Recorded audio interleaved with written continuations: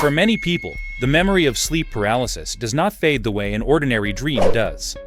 Years later, they can still recall the exact angle of the ceiling, the faint glow coming from a window, or the shadow of furniture in the corner of the room. The fear stays vivid because, in that moment, the brain is fully convinced that what is happening is real. It doesn't feel symbolic or imaginary. It feels like waking up inside a nightmare that refuses to let go. Sleep paralysis often begins with a false sense of awakening. You think you've woken up, but your body hasn't followed. Your mind feels alert, yet your muscles are completely unresponsive. You try to move your hands or turn your head, and nothing happens. That loss of control creates instant anxiety because your brain is not used to being trapped inside a body that won't listen. As the seconds pass, the sensation grows heavier. Breathing may feel shallow, as if something is pressing down on your chest. Every inhale takes effort, and every exhale feels incomplete. This physical discomfort feeds directly into fear, making your thoughts race even though you can't move or speak. The harder you try to escape, the more helpless you feel, then the environment starts to feel wrong. The room looks familiar, but at the same time, it feels altered. Shadows seem deeper, corners look wider, and darkness feels alive instead of empty. Your brain, still partially dreaming, begins blending reality with hallucination. This is where the experience shifts from uncomfortable to terrifying. The feeling of presence often comes before the shadow itself appears. It's a powerful sensation, like being watched by something just outside your vision. You don't see it yet, but your instincts scream that you are not alone. This feeling is so strong that it overrides logic.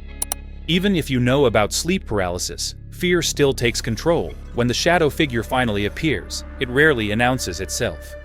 It may stand near the doorway, hover beside the bed, or emerge slowly from the darkness.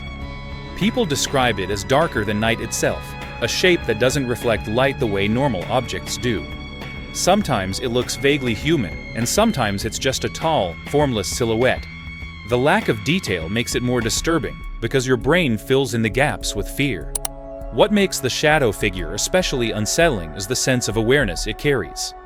It doesn't feel like a random hallucination, it feels like something that knows you're there and knows you can't move. This creates a feeling of vulnerability that is hard to describe. You're conscious, you're aware, but you're completely defenseless. Many people report sensations of touch during these episodes. Some feel hands gripping their arms or legs. Others feel pressure on their chest, as if something is sitting on them, holding them down. These sensations are caused by the brain misfiring signals while the body remains paralyzed, but in the moment, they feel undeniably physical. The fear during sleep paralysis is not just emotional, it's biological. The brain's threat detection system is fully activated, flooding the body with stress hormones.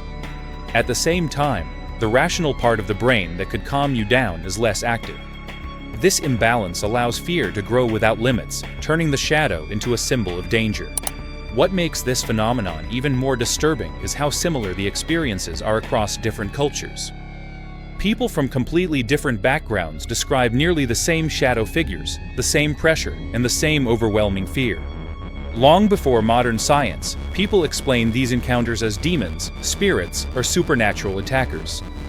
Today, we understand the neurological reasons, but the emotional impact remains just as strong. Time also behaves strangely during sleep paralysis. A few seconds can feel like several minutes. Every moment stretches, making the experience feel endless. Your thoughts may jump between panic, confusion, and desperate attempts to wake yourself up. Some people try to focus on breathing, while others try to scream internally, hoping their body will respond. Eventually, the paralysis breaks, movement returns suddenly, like a switch being flipped. The shadow vanishes instantly, the pressure lifts, and your body feels free again, but relief is mixed with lingering fear. Many people sit up immediately, heart racing, scanning the room to make sure nothing is actually there. Even after the episode ends, the emotional impact can last much longer. People often struggle to fall back asleep, afraid it might happen again. Some change their sleeping position, avoid sleeping on their back, or keep lights on at night. The experience leaves a mark, not because of what was seen, but because of how real it felt. Over time, some people learn to recognize the signs of sleep paralysis and remain calmer during episodes. When fear is reduced, the shadow figure often becomes less intense or disappears entirely.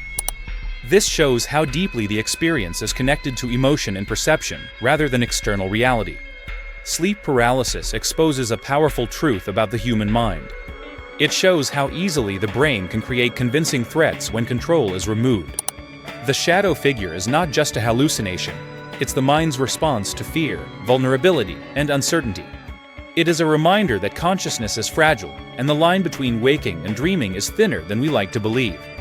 That's why stories of shadow figures continue to haunt people long after the experience is over. Not because they believe something supernatural attacked them, but because, in that moment, their brain created a reality that felt undeniable. It proves that sometimes the most terrifying experiences are not found in the outside world, but deep within the hidden corners of our own minds.